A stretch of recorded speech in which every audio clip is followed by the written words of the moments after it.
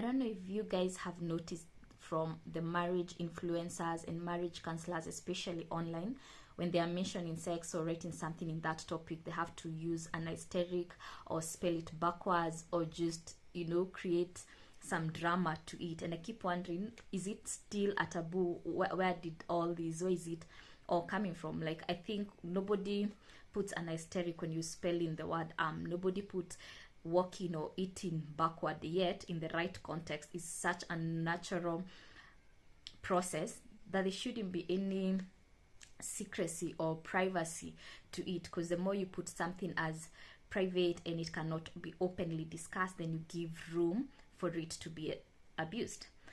I mostly think that this has come from the way we were brought up and the way it was discussed as a taboo when we were growing up. For me, I'm so grateful that I wasn't brought up to see it as a taboo. Actually, it was never really discussed. So this allowed me to grow up and make and have my own definition to it. And for me, I just believe that it's a covenant engagement between a man and his wife, and it's in fellowship with God.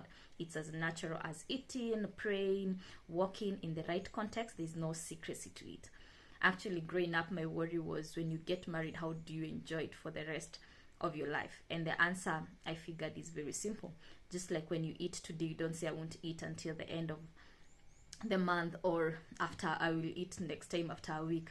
It's a natural process. It's a gift to marriage, and you can continue enjoying it over and over again. There's no secrecy to it. It's just that, a covenant engagement between a man and his wife. It's sacred because it's done in fellowship with God.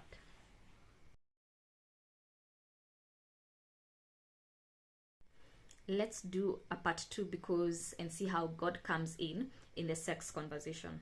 So one of the lessons that I learned during my premarital that totally changed my mindset is that God does not walk out of the room when we are making love, when a couple is engaging in sex.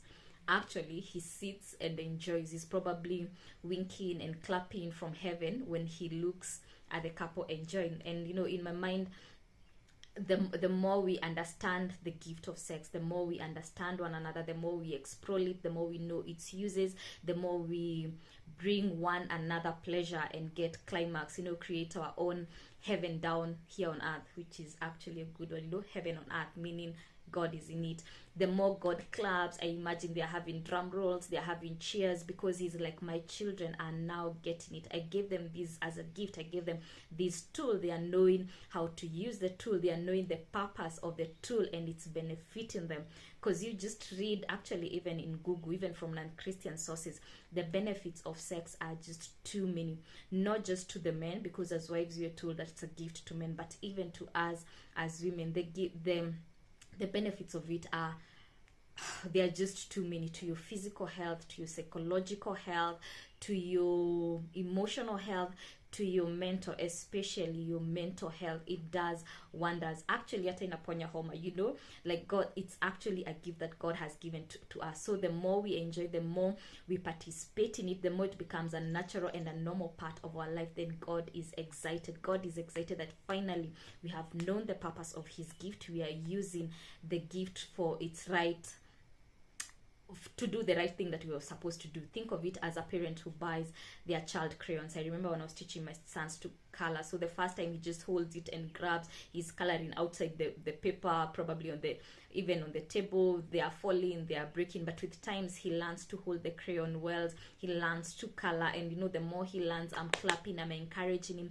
I'm happy, because he now can hold a crayon, he can now hold a pencil, he's now writing, and I'm like, yes, you are doing it. And so that's how God reacts when we as a married couple are enjoying the gift of sex. So God is very much into the sexual relationship in a marriage.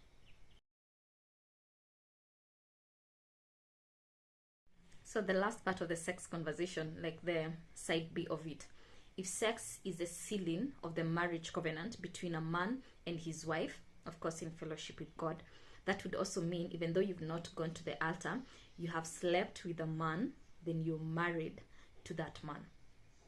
If you started sleeping with men when you were a teenager or in campus, it is considered by God that all those men you slept with, they are your husband. That would mean they may be ladies who are listening to this, and you're praying to God to give you a godly marriage, but he's like, you are already married to too many other men. Like, no, like the woman at the well, you already have had 6 husbands. So it's like, I'm asking God to give me this, but there are too many chains, there are too many people that are attached to me, that in all honesty, you're not available for the blessing of a godly marriage that you are asking God to give you. And so sex is not just another casual activity. It's not that I need it, it has physical benefits, so today I'm going for a one night stand. No, it's not just as simple as that. It's a covenant relationship. So if you're not married, you desire a godly marriage, and even though you do not desire to be married, when you're going for your one night out, with your one night stand, and you say like, tomorrow I'll not talk to this guy again, it won't end tomorrow. You are marrying yourself to that person. And if you do not want to be married to that person, then don't do it. It's not as casual as the society has taught us to think about it. It's a marriage. It's a marriage. So don't be married to people you do not want to be married to. Thank you.